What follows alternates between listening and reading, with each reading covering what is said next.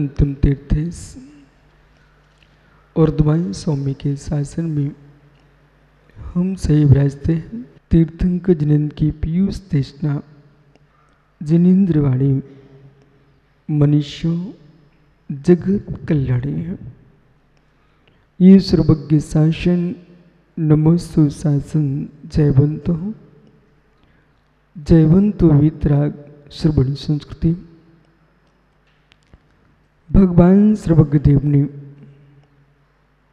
वस्तु के वसत पर ब्रह्मांड को जो सम्यक तत्व का उपदेश दिया है वह संप्रति काल में भी जीवों के लिए हितकारी है। सुख की रक्षा जो कर लेता है वह पर की रक्षा कर सकता है। जो जीव सुख की रक्षा नहीं कर पा रहा है वह दूसरे की रक्षा नहीं कर पाएगा। अदृश्य भाव जीव के ये अहितकारी है। रागादिक भाव जीव के अहितकारी है। दूसरे के द्वारा सताए जाने के कारण हम संसार में नहीं भटक रहे। दूसरे के द्वारा सताए जाने के कारण हम संसार में नहीं भटक रहे हैं। स्वयं के राग देश परिणामों के कारण संसार में भटक रहे हैं। दूसरे के द्वारा सताए जाने पर संसार बढ़ता होता तो मित्र बोध होना चाहिए। तीर्थंकर पारसनाथ स्वामी के ऊपर कमठ ने उपसर्ग किया, सताया गया। कमठ के द्वारा प्रभु सताए गए। सुकुमार सुकौशल महाराज मित्र दूसरे के द्वारा सताए गए। अभिनंदन आदि 500 मुनिराज दूसरे के द्वारा घाने में डाल दिए गए। 5 पांडव मुनिराज दूसरे के द्वारा सताए गए। दूसरे के द्वारा सताए जाने पर भी गुरुदत्त स्वामी दूसरे के द्वारा सताए गए। दूसरे के द्वारा सताए जाने से कभी मेरे केवल में बाधा नहीं आती। दूसरे के सताए जाने पर हमारे जीवन में कभी मेरे मित्र मोक्ष माने बाधा खड़ी नहीं होती है। इन सारे मुनिराजों महामुनियों के दूसरे के द्वारा सताए जाने पर भी ये अपने आप को नहीं सताए गए, इसलिए कैवल्य को प्राप्त करके निर्वाण को प्राप्त हो गए। दूसरा सताए ना सताए, स्वयं के द्वारा जो सताया जाएगा वो जीव नियम से मोक्ष मार्ग से पतित हो जाएगा। इसलिए यहां पर लिख रहे हैं अद्वसायण बंधो, अद्वसायण बंधो। अद्वसाय से बंध है, अद्वसाय से बंध है। बहुत गहरे में जाइए। हे मित्र, जब आर्त ध्यान जीव के चल रहा है, रौद्र ध्यान जीव के चल रहा है, इष्ट का वियोग हो गया, अनिष्ट का संयोग हो गया, इन सब के बाद जब परिणाम शांत होते हैं, कभी ना कभी तो परिणाम अच्छे होते ही हैं, लेकिन जब परिणाम अच्छे होते हैं उसमें तुरंत निर्णय करना चाहिए परिणाम हमारे अच्छे किए किसने हैं।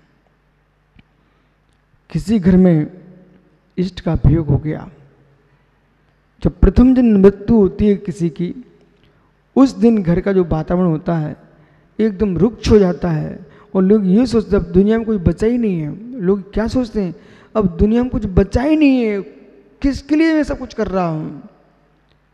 वही पुरुष एक रात्रि विश्राम कर लेता है और जैसे ही नींद से उठता है उसका आधा दुख समाप्त हो चुका होता है। फिर भोजन कर ले, उसका मित्र 25% दुख बचता है। एक रात और सो ले, उसका पूरा दुख समाप्त हो जाता, मात्र स्मृति शेष। इष्ट के वियोग होने की सोचने पर ज़्यादा पीड़ा होती है। इष्ट का वियोग हो चुका होता है तो मित्र पीड़ा शांत होना प्रारंभ हो जाती है। क्या रहस्य, ये सत्य नहीं है क्या? ये सत्य सिद्धांत है। पर के द्वारा मैं पीड़ित नहीं हो रहा हूं, स्वयं से ही पीड़ित हो रहा हूँ। लगता ऐसा है कि तात के वियोग में, मात के वियोग में मैं दुखी हूँ। नहीं मित्र, उनके वियोग से दुखी नहीं हो, उनके संयोगों की याद कर करके दुखी हो। उनके वियोग से दुखी नहीं हो, ये तो आपको मालूम है कि वियोग होना नियत है। उनके संयोग में तुम सुख भोग रहे थे ना, उस सुख का स्मरण कर करके तुम रोते हो। मैं माँ के साथ गिरनार जाता था, मैं माँ के साथ सम्मेशिखर जाता था, माँ के साथ द्रोणगिरी की वंदना करता था, माँ के साथ नैनागिरी की वंदना करता था। ये जो विचार मस्तिष्क में आ रहे हैं ना, जो तुमने वंदना चिगले की थी, अब वंदना की स्मृति तुम्हें बंद करा रही है आज। हो वियोग कष्ट नहीं देता है, वियोग पीड़ा नहीं देता है। संयोग के कारण इतना गहराई में तुम चिपके थे, वो तुमको कष्ट दे रहा है। जिस आदमी से तुम मार्ग में मिले थे, वो मार्ग में मिलने के उपरांत सहजता में निकल गए थे, कोई बात ही नहीं हुई थी, उसके जाने पर कोई तनाव, कोई कष्ट नहीं है। जैसे मार्ग में मिले हुए लोगों को चले जाते हैं, एक दूसरे को जानते नहीं, पहचानते नहीं है। यानी पीड़ा एक दूसरे के सामने देखने से नहीं होती है, पीड़ा अधिक पहचान बनाने से होती है। आप पहचान बनाना बंद कर दीजिए, आपकी मस्तिष्क की पीड़ा दूर हो जाएगी। जितनी गहरी पहचान बनाओगे, जितनी गहरी पहचान बनाओगे, जिससे जितना ज़्यादा गहरा राग होगा, उसके वियोग में उतना ही कष्ट अधिक होगा। सामान्य जीवन जियो, सामान्य जीवन जियो।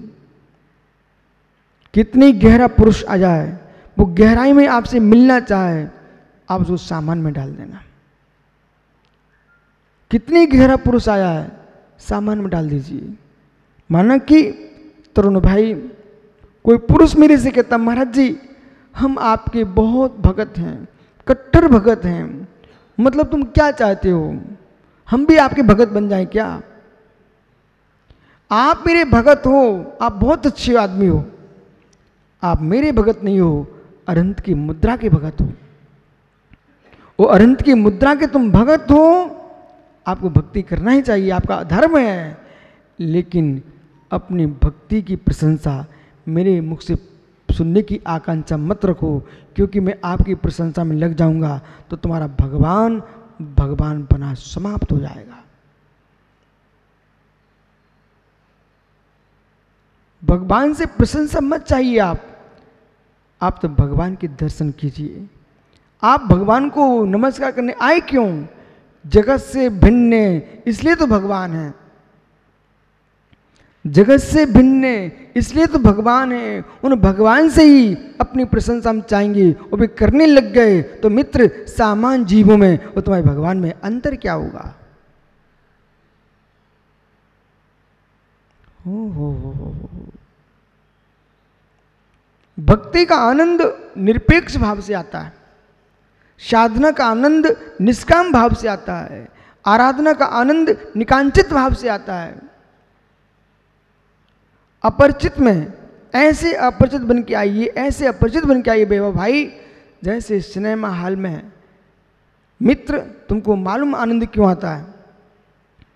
सिनेमा हॉल की किसी भी खुटिया से तुम्हें मतलब नहीं है, सिनेमा हॉल की किसी भी लाइट से तुमको मालूम नहीं है, मतलब नहीं है, सिनेमा हॉल की किसी सीढ़ी से आपको प्रयोजन नहीं है, सिनेमा हॉल के किसी पर्दे से भी तुमको प्रयोजन नहीं है। आपको तो मात्र इतना है कि हमने टिकट दिया, हमको चित्र देखना है, वो आनंद लूट करके बाहर चले जाना है।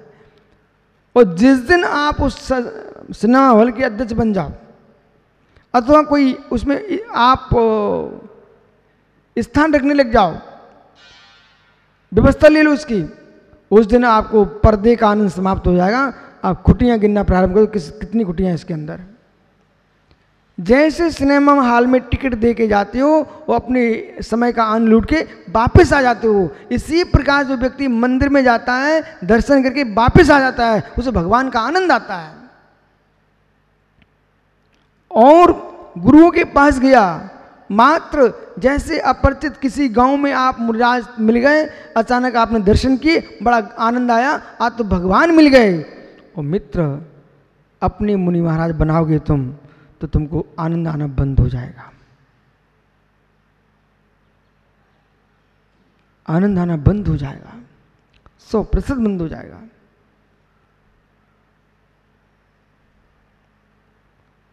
निरपेक्ष भाव से आप देखना प्रारंभ करो, आप सुख के भंडार हो।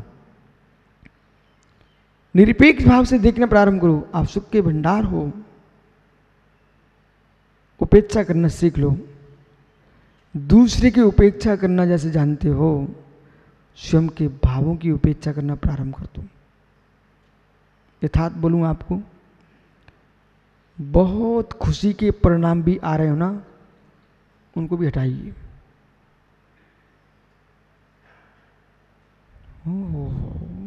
ऋषभ पंडित जी मित्र,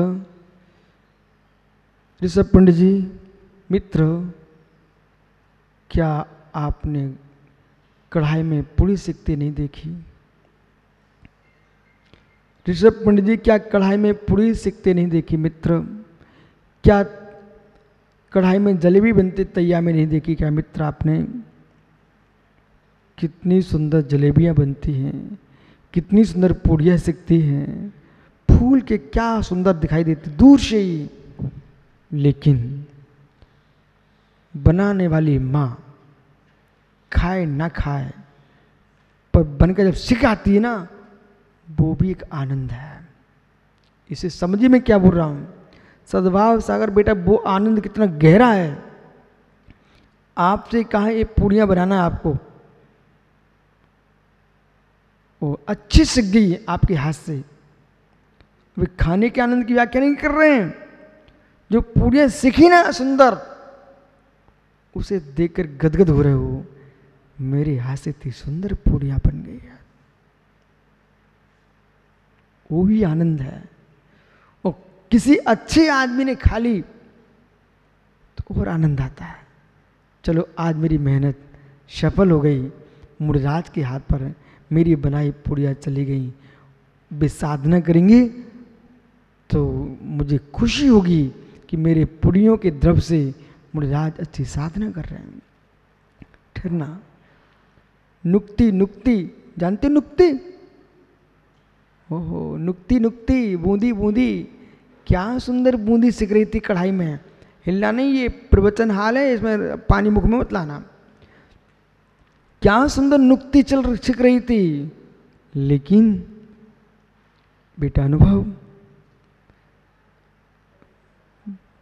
नुक्ति बन रही थी, पूड़ियाँ सिक रही थी, तो जो सेक रहा था पूड़ियों को, उस कढ़ाई में जो फूल चुकी पूड़ी उसको ही देखता रहेगा। जो पूड़ी कढ़ाई में सिक चुकी है, फूल की गुब्बारा हो रही है, उसे ही देखता रहेगा। कितनी सुंदर सिकी हो, परंतु झाड़ी लेकर के उसे बाहर कर देता है। यदि उसे ही देखता रहा, उसे ही देखता रहा, तो नई पूड़ी कब सिकेगी मित्र? और ज्यादा पड़ी रही ना तो जो सिकी थी ना वो और जल जाएगी। आप रहस्य को पकड़िए, आपको मैं कितनी गूढ़ विद्या बता रहा हूं, आप पकड़ो विषय को।